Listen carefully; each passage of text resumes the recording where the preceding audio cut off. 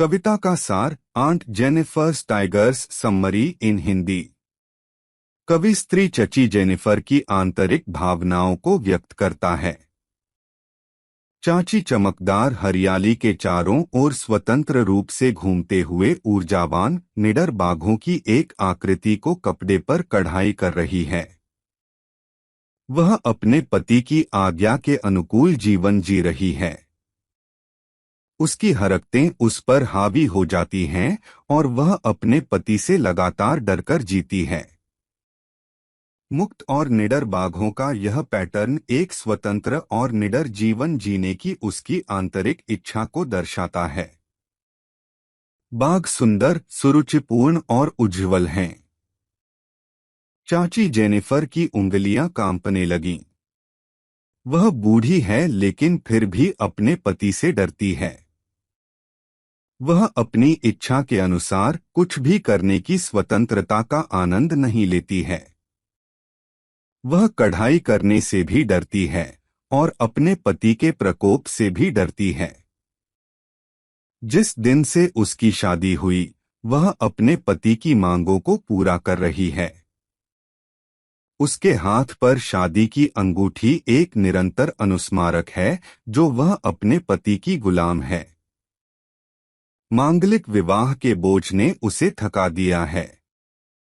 उसकी मृत्यु तक पीड़ा समाप्त नहीं होगी।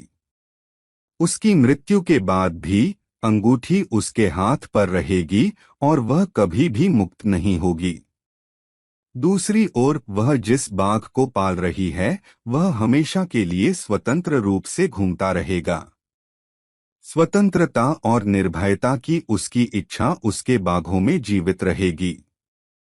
कविता का भावार्थ Aunt Jennifer's tiger line by line explanation in Hindi. Aunt Jennifer's tigers. Aunt Jennifer's tigers chivalric certainty. कवि एक महिला का वर्णन कर रहा है जिसे वह चाची जेनिफर के रूप में संबोधित करता है। वह कहती है कि चाची जेनिफर कपड़े के एक टुकड़े पर कढ़ाई कर रही है जो एक टेबल क्लॉथ पर लटका हो सकता है। उसने इसे सुंदर बाघों के साथ डिजाइन किया है जो हरे भरे जंगल में निडर होकर भाग रहे हैं। उसने उनकी सुंदरता का वर्णन पुखराज के रूप में जाने जाने वाले एक अनमोल पीले पत्थर से करते हुए किया है। वह कहती है कि वे जंगल की हरी पृष्ठभूमि में चमकीले पीले दिखाई देते हैं। वे निडर हैं और वे पुरुषों की उपस्थिति से प्रभावित नहीं हैं। यहाँ हम बाघों और चाची के बीच व्यवहार के विपरीत समझ सकते हैं। हालांकि उनके द्वारा डिजाइन किए गए बाघ निडर हैं, लेकिन वह खुद अपने पति से डरती हैं। इसके अलावा कवि कहता है कि बाघ गर्व और जंगल के निर्भीक नागरिक हैं। वे बहुत चमकदार और सुरुचिपूर्ण हैं। Aunt Jennifer's fingers, Jennifer's hands. यहाँ कवि ने अपने पति के प्रति चाची जेनिफर के डर का वर्णन किया है। वह कहती है कि जब वह कढ़ाई कर रही होती है तो उसके पति के डर से उसकी अंगुलियां कांपने लगती हैं। उसका पति कढ़ाई के अपने शौक के बारे में नहीं जानता, इसलिए वह कांपती है जब वह कपड़े के टुकड़े को कढ़ाई करती है। उसके लिए अपनी सुई को ऊपर नीचे खींचना मुश्किल हो गया है। फिर वह शादी की अंगूठी का वर्णन करता है जो चाचा जेनिफर ने अपनी शादी के दिन दी थी। वह कहती है कि यह अंगूठी पहनना उसके लिए एक तरह का बोझ है।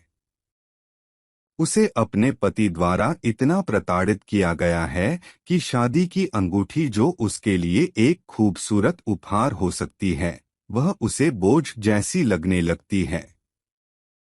उसने अपने विवाहित जीवन में इतनी कठिनाइयों का सामना किया है कि छोटी अंगूठी को उसकी कांपती उंगलियों पर एक भारी बैंड के रूप में वर्णित किया गया है।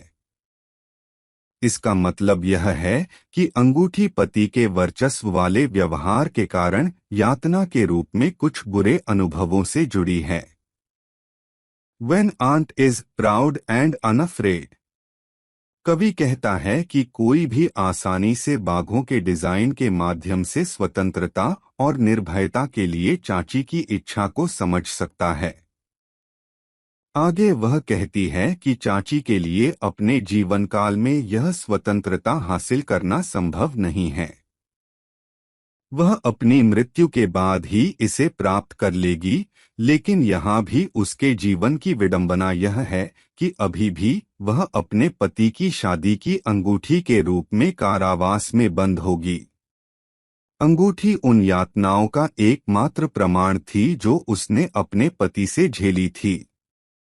दूसरी ओर चाची जेनिफर द्वारा डिजाइन किए गए बाघ हैं जो हमेशा कपड़े के टुकड़े पर गर्व और बहादुरी से कूदकर निडर जीवन जीने की अपनी इच्छा को चित्रित करेंगे। कवि के बारे में about Adrienne Rich in Hindi. Adrienne Rich. Adrienne Rich. Adrienne Cecil Rich 16 मई 1929 27 मार्च 2012 एक अमेरिकी कवि, निबंधकार और नारीवादी थे। उन्हें 20वीं शताब्दी के उत्तरार्ध के सबसे व्यापक रूप से पढ़ने और प्रभावशाली कवियों में से एक कहा जाता था और काव्यात्मक प्रवचन में महिलाओं और समलैंगिकों के उत्पीड़न को सबसे आगे लाने का श्रेय दिया जाता था।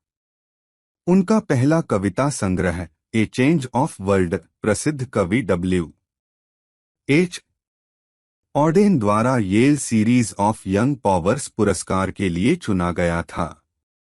ऑडेन ने प्रकाशित वॉल्यूम के लिए परिचय लिखना शुरू किया। उन्होंने कला के लिए नेशनल एंडोमेंट के लिए फंडिंग को समाप्त करने के लिए हाउस स्पीकर न्यूट गिंगरिच द्वारा वोट का विरोध करते हुए प्रसिद्ध रूप से नेशनल मेडल को अस्वीकार कर दिया। Thank you. Please like and subscribe to my channel.